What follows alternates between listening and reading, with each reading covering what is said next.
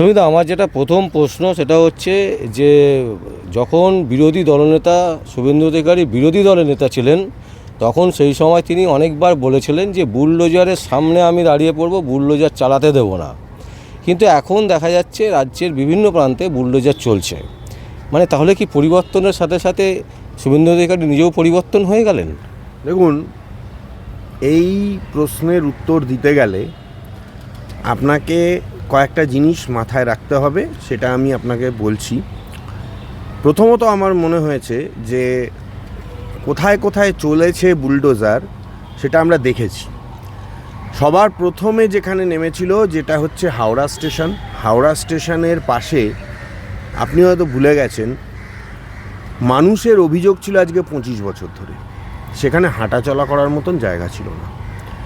এত দোকান, মানে লোকে যে লাগেজ নিয়ে স্টেশনে ঢুকবে, লাগেজের দোকানে ধাক্কা লেগে যেত এবং সেখানে দোকানদারদের সঙ্গে গণ্ডগোল হতো। তো সেই জায়গায় দাঁড়িয়ে রেল কোনো অভিযান করতে পারছিল না, অথবা এটাও একটা ব্যাপার ছিল যে রাজ্য সরকারের সদিচ্ছা ছিল না। হ্যাঁ, এটা আপনি ঠিকই বলেছেন যে শুভেন্দু অধিকারী বলেছিলেন, এখন তাহলে তিনি কেন এই কথা বলছেন? দেখুন, মুখ্যমন্ত্রীর কাছ থেকে আমরা এরকম কোনো স্টেটমেন্ট পাইনি। আর সবথেকে বড় ব্যাপার হচ্ছে বেশ কয়েকটা মামলাও হয়েছে এটা নিয়ে, আপনি সেটা দেখেছেন যে বিভিন্ন জায়গায় যে বুলডোজার চলেছে, এমনকি একটা শিয়ালদা স্টেশনে হকার উচ্ছেদ নিয়েও কিন্তু মামলা হয়েছে। হ্যাঁ, কলকাতা হাইকোর্টে মামলা হয়েছে এবং সেখানে অন্তর্বর্তীকালীন স্থগিতাদেশ কলকাতা হাইকোর্ট কিন্তু দিয়েছে। তপসিয়া কাণ্ডেতেও দেওয়া হয়েছে। দেখুন, আমি একটা কথা বলতে চাই, আমি খারাপ ভালো এই প্রসঙ্গে আমি যাব না। আমি শুধু এটা বলবো যে যে কোনো একটা সরকার তার উচিত পুনর্বাসনের কথা চিন্তা করে বুলডোজারটা চালানো। কারণ সত্যি কথা বলতে কি, যদি আইনের কথা বলেন, আমি তো একজন আইনজীবী, আমি যদি আইনের কথা বলি তাহলে আমি বলবো যে যে দোকানদারগুলো এতদিন ধরে ব্যবসা করে আসছিল, এরা কিন্তু কোনো আইনের পরোয়া না করেই ব্যবসা করেছে।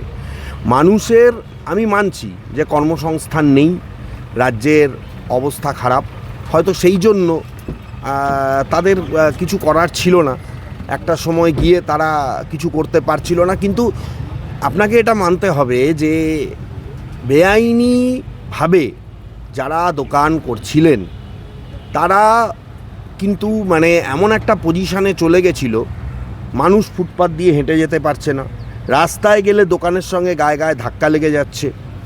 এমনকি এমন পরিস্থিতি, ফুটপাত দখল করে, সরকারি জায়গা দখল করে দোকান, এই জিনিসগুলো কোথাও যেন গিয়ে আমার মনে হয়েছে যে এই জিনিসগুলো অত্যন্ত বাড়াবাড়ির জায়গায়ও চলে গেছিলো। সেই জন্য সরকার কিছু অভিযান করেছে। সর্বতভাবেই যে বুলডোজার সব জায়গায় চলেছে এটা নয়, এখনও অনেক জায়গায় বুলডোজার আসেনি বা সেখানে নাও আসতে পারে। কিন্তু আমি এটা বলবো যে এই সরকার এটাই চেয়েছে প্রথম থেকে যে আইনের শাসন প্রতিষ্ঠা করা হোক। শাসকের আইন না, আইনের শাসন প্রতিষ্ঠা হবে। কয়েকটা জিনিস দেখে আমার ভালো লেগেছে। এই ছাড়াও পার্ক সার্কাসে যে গণ্ডগোল হয়েছে, আসানসোলে যে গণ্ডগোল হয়েছে, থানার মধ্যে এসে যে ভাঙচুর করা হয়েছে, সেখানে কিন্তু আপনি দেখবেন একটা জিনিস, অপরাধীদের কিন্তু পুলিশ গ্রেপ্তার করেছে এবং উপযুক্ত ব্যবস্থা নিয়েছে। আইনের শাসন বলে রাজ্যে কিছু ছিল না। সেই জায়গায় আইনের শাসন ফিরিয়ে আনার জন্য যদি কিছু কঠোর পদক্ষেপ গ্রহণ করতে হয় নতুন সরকারকে, তাহলে সেটার আলোচনা সমালোচনা করার সুযোগ হয়তো রয়েছে। আমি এটাই বলবো যে নিয়ম মেনে যদি পুনর্বাসন দিয়ে সরকার চিন্তাভাবনা করে, বা এখন বুলডোজার দিয়ে তুলে দিলেও পরবর্তীকালে যদি পুনর্বাসনের ব্যবস্থা করা হয়, যেটা আমি শুনছি অনেক ক্ষেত্রে, হয়তো রেলের ক্ষেত্রে, রেলের ভেতরে যে স্টলগুলো ছিল সেগুলোর ক্ষেত্রে পুনর্বাসন রেল দিতে পারে, এরকম একটা কথা কিন্তু উঠছে। সুতরাং ভবিষ্যতেও আমাদের দেখতে হবে যে এর শেষ কোথায়, বা এই হকারদের পুনর্বাসন নিয়ে সরকার কী চিন্তাভাবনা করছে। কিন্তু আমার দ্বিতীয় প্রশ্ন সেটা হচ্ছে মাদ্রাসা নিয়ে। মাদ্রাসাতে একেবারে পরিষ্কার বলে দেওয়া হয়েছে এবারে নোটিফিকেশানে যে তাদেরকে বন্দে মাতরম গাইতে হবে।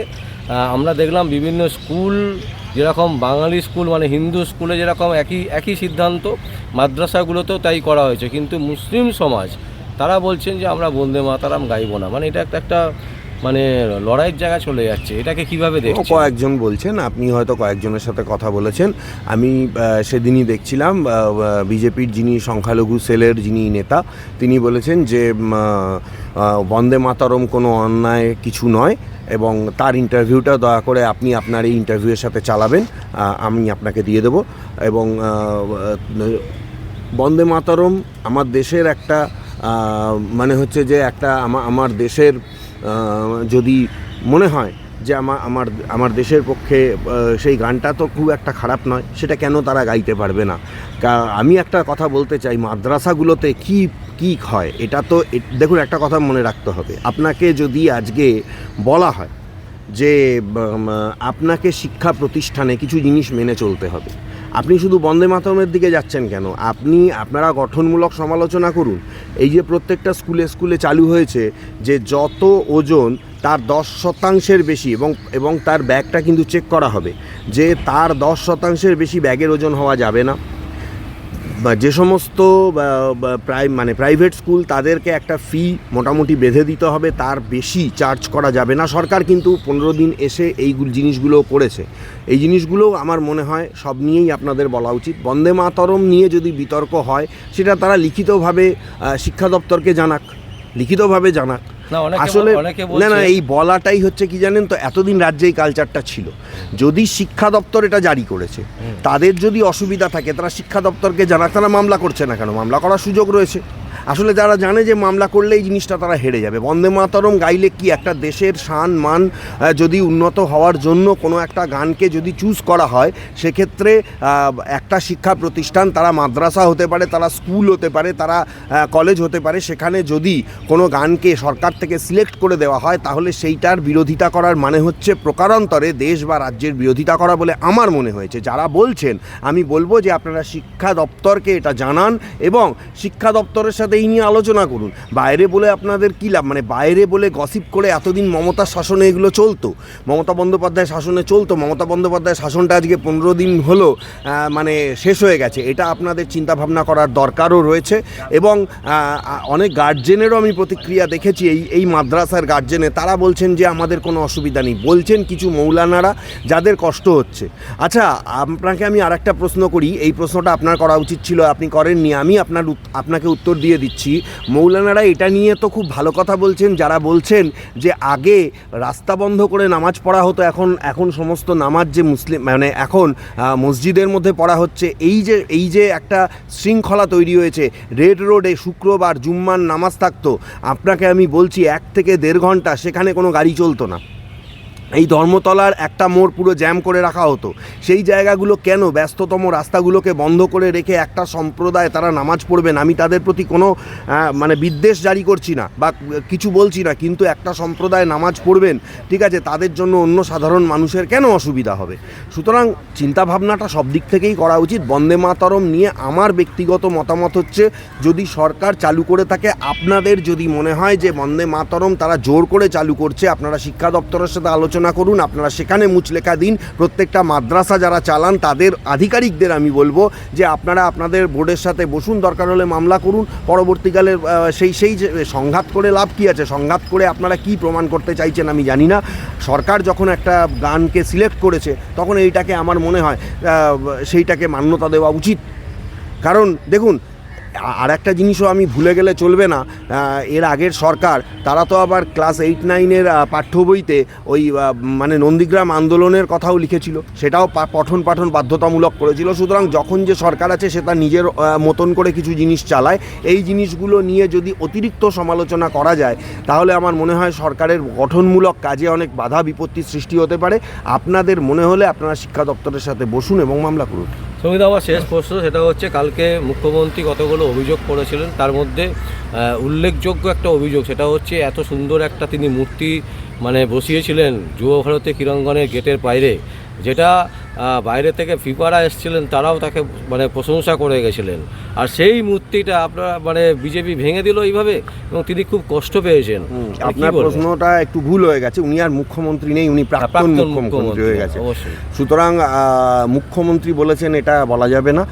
আর সবথেকে বড় ব্যাপার হচ্ছে যে ওই মূর্তিটা ফিফা কোথায় প্রশংসা করেছিল সেটা আজ পর্যন্ত বাংলার মানুষ দেখতে পাননি। উনি তো মানে মুখ্যমন্ত্রী অনুপ্রেরণায় বা বা বাংলার মানুষের অনুপ্রেরণায়, বিশ্ব বাংলার অনুপ্রেরণায় অনেক কিছু করেছিলেন, কিন্তু সেই প্রশংসার বিষয়টা আমরা দেখতে পাইনি। এবং ওই মূর্তি থাকাকালীনই যুব ভারতীতে অনেক মেসি কাণ্ডের মতন অনেক কিছু ঘটেছিল, যেটাতে বারবার ঘুরিয়ে ফিরিয়ে তৎকালীন ক্রীড়ামন্ত্রী অরূপ বিশ্বাসের নাম উঠে আসছে। মূর্তি ভেঙে ফেলা হয়েছে, এবং মূর্তি ভেঙে ফেলা হয়েছে বর্তমান যিনি ক্রীড়ামন্ত্রী নিশীথ প্রামাণিক, তিনি বলেছেন যে বিদঘুটে লাগছে, মূর্তি ভেঙে ফেলা হয়েছে। এবং এইটার পরে আমি দেখলাম কয়েকজন ফুটবলার তারা কিন্তু এটাকে সাপোর্ট করেছেন। তো স্টেডিয়ামটা ফুটবল খেলার জন্য, এবং ফুটবলারদের যদি কোনো অতিরিক্ত আপত্তি না থাকে, আগের অগ্রবর্তী সরকার কি করে গেছে সেইটা নিয়ে চালানো বা বলা, এটা আমার মনে হয় উচিত নয়। আর সবথেকে বড় ব্যাপার হচ্ছে যে আমরা দেখব যে সেখানে অন্য কারোর মূর্তি কি আসে, কারণ নিশীথ প্রামাণিক অলরেডি বলেছেন যে এই মাঠে যারা খেলেছেন বা এই মাঠে যারা ঐতিহ্য রেখে গেছেন, সেই বাঙালিরা বা ভারতবর্ষের বড় বড় প্লেয়ার, হ্যাঁ, বা বাইরের প্লেয়ার, তাদের মূর্তি বসানো হবে বা সেই কাট আউট বসানো হবে। সুতরাং সেই দিনটার অপেক্ষা তো আমরা আছি।